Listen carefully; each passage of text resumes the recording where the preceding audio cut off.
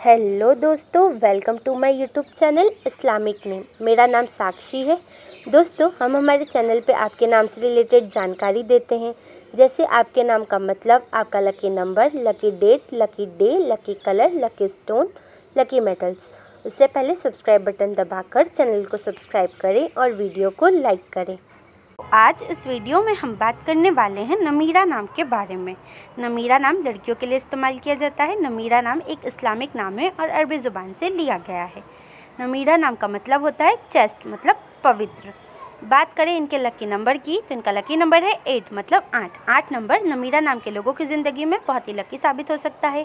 बात करें इनके लकी दिन की, तो इनका लकी दिन है वेडनेसडे, फ्राइडे एंड सैटरडे, मतलब बुधवार, शुक्रवार और शनिवार।